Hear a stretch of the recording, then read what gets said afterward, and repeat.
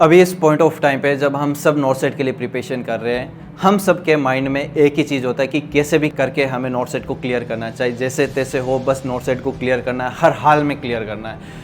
हमें ये तो पता है कि हमें क्या क्या चीज़ें करनी है, बट उसके अलावा ये भी बहुत इंपॉर्टेंट हो जाता है कि एक्चुअल में हमें किन चीज़ों को नहीं करना है, किन चीज़ों को हमें अवॉइड करना है एग्ज़ाम के लिए।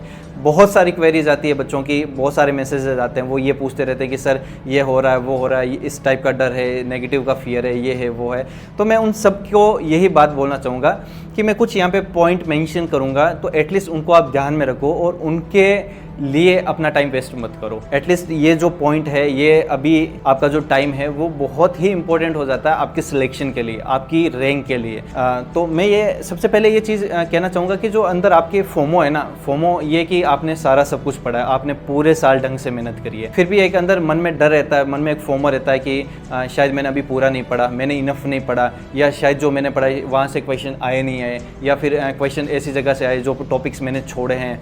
तो ये सारा फोमो आपको ये होता है ना कि कंटिन्यूस आपको स्ट्रेस में रखता है, आपको पढ़ने नहीं देता है, आपको ये लगने लगता है कि शायद मेरा सिलेक्शन होगा ही नहीं, या फिर इतना सब कुछ पढ़ने के बाद में भी एक वो होता है ना कि स्ट्रेस बना रहता है कंटिन्यूसली, जिसकी वजह से ओवरऑल हमारी जो प्रोडक्टिविटी होती है वो कम हो जाती है। सबसे पहले मैं यही कहना चाहूँगा कि इस टाइम पे जितने भी आप रिसोर्सेज आपके पास अवेलेबल हैं, जो भी आपने चीज़ें पढ़ी है उन पे आपको भरोसा रखना है, और कोई भी नई चीज़, जो भी नई चीज़ें होती हैं, जो नए रिसोर्सेज मार्केट में हर दिन उभरते रहते हैं, उनको हमें अवॉइड करना है इस पॉइंट ऑफ टाइम पे। ये जो होता है ना कि यूट्यूब पे जाते हैं, बहुत सारी वीडियोज़ होती हैं, उनको हम स्क्रॉल करते रहते हैं, देखते रहते हैं, एक के बाद एक वीडियोज़ देखते रहते हैं, इस होप में कि शायद ये वीडियोज़ देख के हमारा सिलेक्शन हो जाएगा। या इस शायद मैं अगेन दूसरी चीज़ मैं कह सकता हूँ जो इसके बिल्कुल अपोजिट है, कि शायद हम फोमो की वजह से वो वीडियोस देखते हैं, कि हमारे मन में डर होता है कि शायद हम जो हमने पढ़ा है वो शायद हमने इनफ नहीं पढ़ा है, हमें और ज़्यादा पढ़ने की ज़रूरत है, या शायद इस वीडियो में वो सारी चीज़ें हैं जो मैंने अगर नहीं देखी तो मेरा शायद सिलेक्शन रुक जाएगा। तो ये दोनों ही चीज़ें हमें अवॉइड करनी है, कि ना तो हमें ये फोमो क्रिएट करना मन के अंदर कि मैंने जो पढ़ा है वो इनफ नहीं पढ़ा है, मन के अंदर अपने कंटिन्यूसली बोलते जाना है कि जो मैंने पढ़ा है वो इनफ पढ़ा है,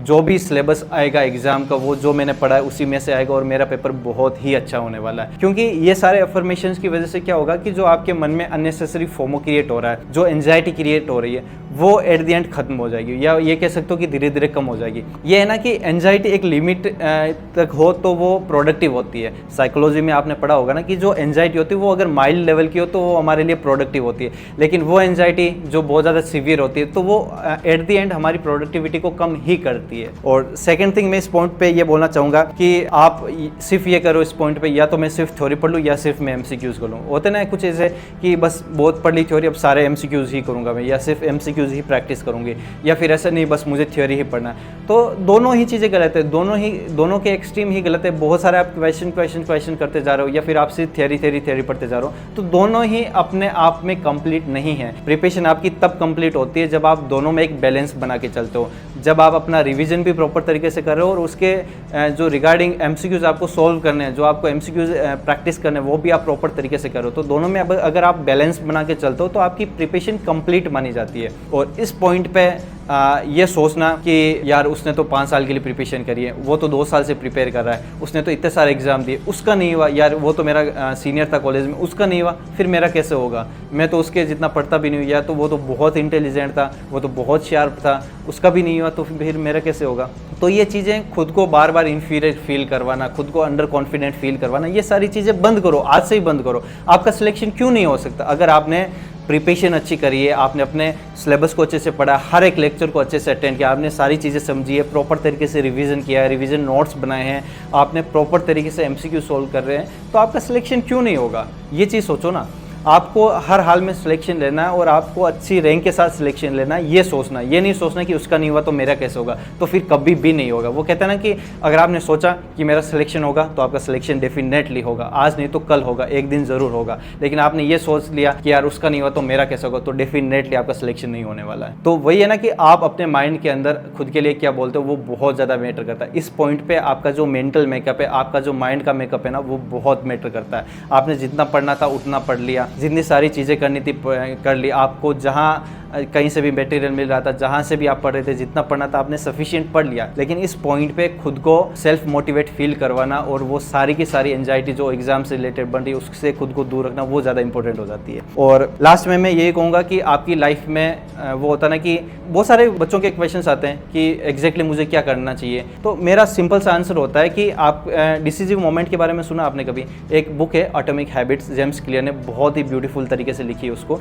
उसमें एक कॉन्सेप्ट होता है डिसिसिव मोमेंट को लेके, सिंपल सा कॉन्सेप्ट होता है। उसमें क्या होता है कि आपकी लाइफ में हर एक मोमेंट में आपको एक डिसीजन लेना होता है और वो डिसीजन आपका ये डिसाइड करता है कि आपका उस डिसीजन की वजह से जो टाइम है वो प्रोडक्टिव होने वाला या वो टाइम वेस्ट जाने वाला। यानी कि सिंपल तरीके से अगर मैं आपको समझाऊं तो आप ये समझ सकते हो कि अगर आप प्रिपरेशन कर रहे हो, ठीक है, आपने 4 घंटे पढ़ाई करी, 5 घंटे पढ़ाई करी और फिर आप ये सोच लो कि चलो यार 5 घंटे पढ़ाई कर ली, अब मैं मोबाइल लेके बैठ जाता हूँ, थोड़ी देर के लिए खुद को फ्रेश फील करवा लेता हूँ। तो ये आपका छोटा सा जो डिसीजन है ना, वो आपके अगले 15 मिनट को, अगला आधा घंटा, शायद अगला 1 घंटा भी आपका वेस्ट करने वाला है।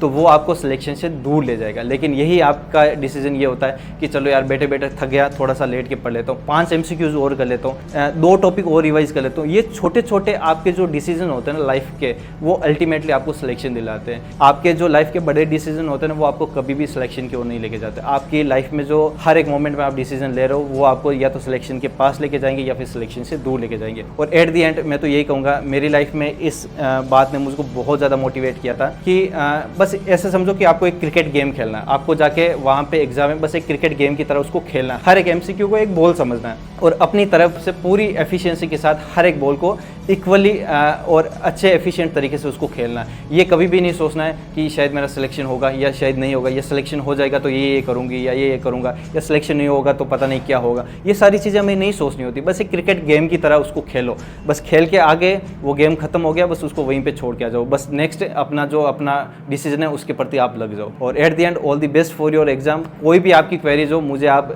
डायरेक्ट मैसेज कर सकते हैं, मेरा इंस्टाग्राम हैंडल भी यहाँ पे होगा। और मैंने प्रीवियस में बहुत अच्छी अच्छी वीडियोस बना रखी है regarding developing your strategy for नॉर्सेट, आप उनको भी जाके देख सकते हैं। And all the best for your exam. Thank you.